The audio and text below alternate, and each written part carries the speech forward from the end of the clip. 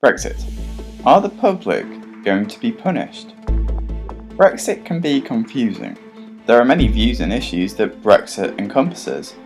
There are some that want an absolute end to immigration as we know it, known as the hard Brexiteers. It's important to stick to it because it's what people voted for in the referendum in 2016, and politicians are the servants, not the masters of the people. We ought to do what our electorates tell us to do. There are some that see the pitfalls of Brexit, but generally agree with some of it, known as the soft Brexiteers. Just not truthful, you know that you can't make it. Theresa May knows that she can't make it, yet they keep promising it. What we have to do is we have to look after the economy. That's what we have to do. When the economy goes south, people lose their jobs. And if we need people to help keep our economy going, then we'll bring them into the country. And there are some that oppose Brexit altogether. One or the other. Look at the facts, Nigel. We voted Brexit, Will. What's happening? We voted Brexit. Do you want to reverse Brexit, Will? We did have an advisor which is completely missed. Do you want to reverse Brexit, Will? I want to look at the facts. Don't. You're not answering me. Absolutely. I would give the people another vote.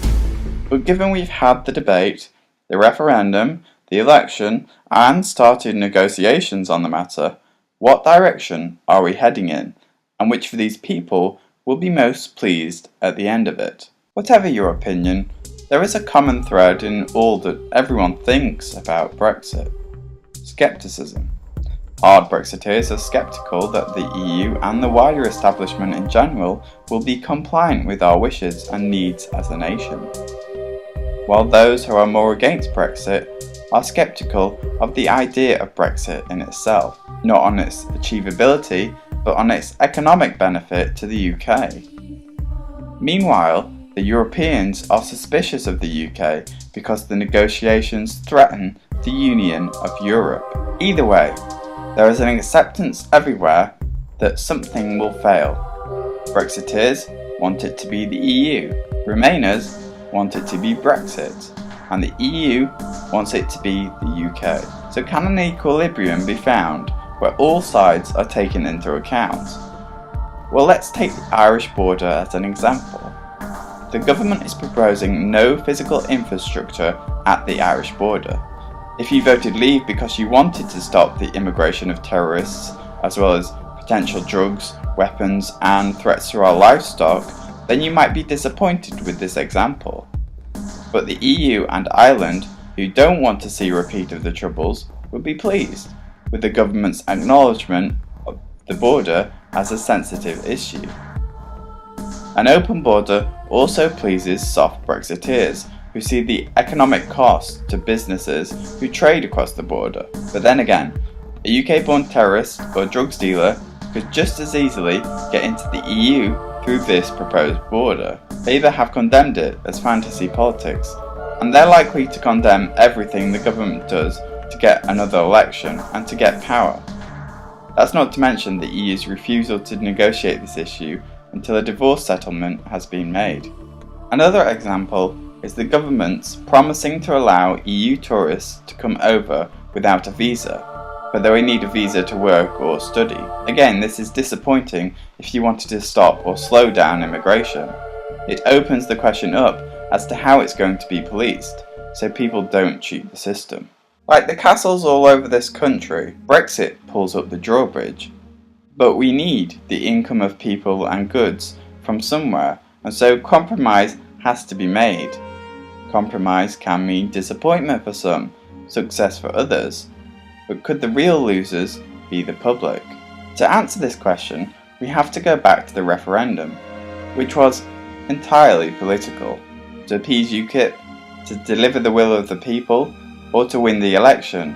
Whatever your opinion, David Cameron's decision caused the debate on Europe not just to widen, but to multiply into what we have today. Unlike the Leave campaign's focus on rhetorical bribes, the Remain campaign focused on economic threats. An economy which not too long ago had been carelessly taken into recession by the bankers and politicians. Bankers and politicians who are now offering advice. Some of the public felt a need to not listen, even go against the establishment. Some were genuinely worried about the economy after the vote. They voted Remain, and so the Remainers became known as Remoaners, and the people who voted Leave were known as Brexiteers, a triumphant praising of their ability to defeat the establishment. In fact, all kinds of new words and insults were invented for those who dare challenge the democracy of the referendum. The crying liberals, the metropolitan elite, the traitor politicians, the millennials, hard Brexit and soft Brexit. But after the election, when the two parties who made Brexit happen lost, UKIP and the Conservatives, then everything came into question. Would we get a hard Brexit? Could Theresa May continue to lead with her minority government? The election made it harder to get bills through the UK Parliament. As with any battle, you need a strong alliance on your side, and the UK lost that. There's a link between the way the UK is with Brexit and the way America is with Trump. We're divided. The Liberals versus the alt-right, the establishment versus the anti-establishment, hard Brexit versus soft Brexit, the natives versus the outsiders. The only way to solve our political divisions is to shut down the debate in a way many interpret as threatening the democracy. I just want to ask her, what part of the word leave don't you understand? This case, have you read the case? Yes, and you're arguing Yes. that Parliament should have a say, but do you want us, ultimately, OK, you accept we're leaving the European Union, do you want us to stay part of the single market? That is not, I'm not the politician. I'm not the politician here. When Gina Miller tried to stop the government's enacting of Article 50, it caused an outcry of people furious that an unelected representative could potentially help stop the will of the people. But others were thankful that the Constitution was being taken into account, despite everything. The same has happened with Trump's enactment of his Muslim ban, amongst other things. When someone tries to challenge a democratic vote nowadays, they don't help fuel the debate, but instead increase the suspicions of their intentions. It questions if we can truly have a deep and meaningful debate within a democracy without eventually questioning the democracy itself. It questions democracy. It leaves both countries, America and Britain, vulnerable to the places in the world that don't agree with our democracy, our way of thinking and our culture. The West versus the anti-West, free thinking versus controlled thinking, and it seems right now on the horizon is the collapse of both our leaders. An impeachment of Trump perhaps, or a vote of no confidence of May. But even when that happens, it doesn't necessarily answer the question what Britain really wants and what Britain really needs, what the West really needs. It seems for now we will get the kind of Brexit that appeals to businesses and those in favour of a soft Brexit rather than the hard Brexiteers. Why? Because they have more power, more influence and are more numerous in Parliament. It also appeals more to the other side, the Europeans. But after 2 years of negotiations comes talk of a transitional period.